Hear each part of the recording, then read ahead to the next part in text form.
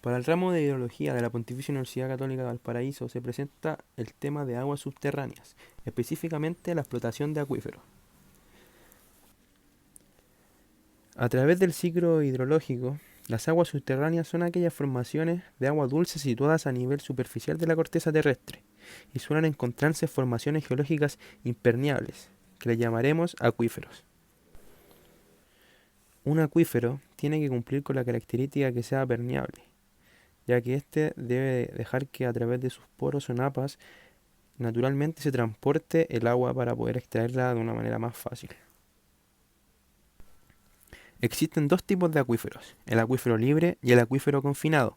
El acuífero confinado posee dos capas de confinamiento, superior e inferior. El acuífero libre solamente tiene la capa de impermeabilidad abajo. Para la extracción del agua del acuífero se ocupa un pozo de extracción. El pozo funciona a través de bombeo y baja el nivel freático en él, como se muestra en la imagen. El uso de esta agua puede ser para uso doméstico o uso industrial, como también para poder bajar el nivel freático en algún tipo de construcción, donde se pueda generar alguna construcción dentro de algún terreno en específico. Bueno, a través de la disminución del nivel freático se produce el cono de descenso, que se puede ver con la línea azul puntada, siendo la línea celeste el nivel freático inicial, antes del bombeo, y la línea azul después del bombeo. Bueno, para un acuífero confinado se calcula con la siguiente fórmula, siendo S el valor de abatimiento, que es la distancia entre el nivel freático original hasta la distancia del cono de descenso cuando la bomba se inicia, siendo Q el caudal del acuífero y T la transmisibilidad del acuífero. En un acuífero libre, H representa la distancia entre la capa impermeable y el nivel freático del cono de descenso. Este, sumado a S, representan el potencial del acuífero. K en este caso representa la permeabilidad del suelo.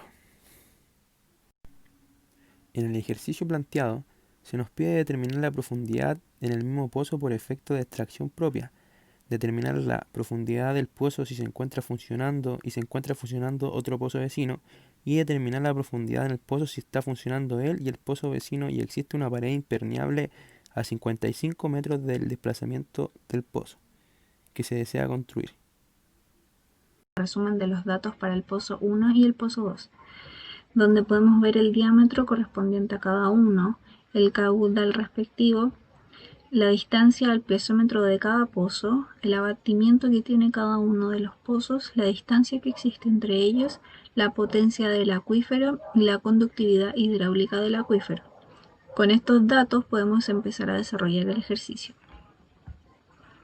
Para la pregunta A, haremos uso de la ecuación general de flujo subterráneo en acuífero libre, donde H2 es la profundidad del pozo y aquello que queremos determinar.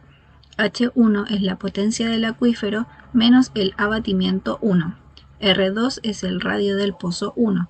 R1 es la distancia entre el pozo 1 y su piezómetro. Q es el caudal del pozo 1. Y por último, K es la conductividad hidráulica del acuífero. Al colocar los datos en la ecuación y al despejar el H2, tenemos como resultado que la profundidad en el mismo pozo es de 182 metros. En la pregunta B también ocuparemos la ecuación general de flujo subterráneo en acuífero libre, donde H2 es la profundidad del pozo y nuestra incógnita. H1 es la potencia del acuífero menos el abatimiento 2. R2 es la distancia del pozo 1 al pozo 2. R1 es la distancia entre el pozo 2 y su piezómetro. Q es el caudal del pozo 2 y K es la conductividad hidráulica del acuífero. Si despejamos H2 y reemplazamos con los datos de la tabla, tenemos que la profundidad del pozo para esta pregunta es de 190 metros.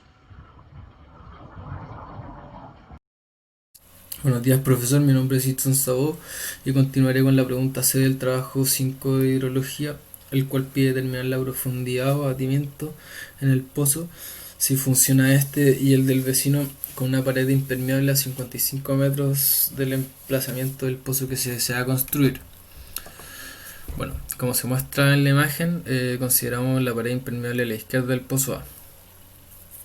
Ahora, es importante mencionar que uno de los supuestos para un acuífero libre es que este sea libre en extensión areal, aunque en la realidad no pasa mucho, no sucede mucho, pero es bueno tenerlo en consideración. Bueno, como la pared impermeable corta el cono de presión del pozo, el abatimiento de este se puede ver afectado, por lo que se realiza el método de pozo espejo para determinar el abatimiento total del pozo. Este depende de la distancia en la que se encuentra la pared impermeable del pozo a estudiar. Bueno, como dice su nombre, el método pozo espejo supone un pozo de las mismas características en caudal y en diámetro y la misma distancia de la pared impermeable, pero al lado opuesto de esta, como se muestra en la imagen, ¿cierto? El pozo que se desea construir se denomina como A. El pozo del vecino lo denotamos como el pozo B, y los pozos de espejo se representan como A' y D' respectivamente. Bueno, estos también generan una depresión igual a la del pozo A, pero en sentido opuesto.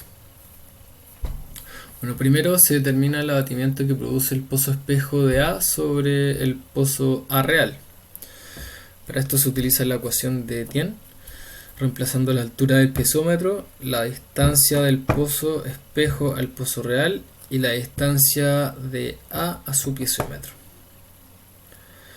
Reemplazando esto en la ecuación, nos da una altura de 190 metros, ¿cierto? Por lo que da un abatimiento de 10 metros. Luego se determina el abatimiento que produce el pozo espejo B sobre el pozo A real, donde se utiliza la distancia del pozo B' al pozo A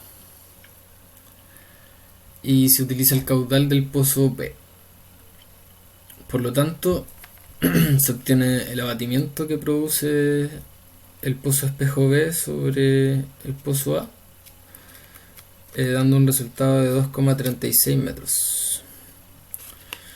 Finalmente se suman todos los abatimientos que se producen en el pozo A para saber el abatimiento total, los cuales serían los calculados en las preguntas anteriores A y B, ¿cierto? Como el abatimiento de A sobre A, o sea, de A solo.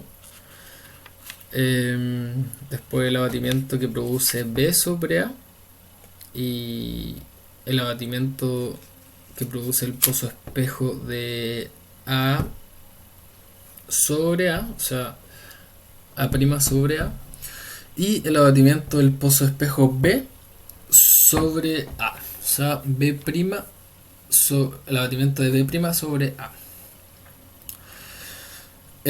Dando como resultado 29,36 metros de abatimiento total del pozo.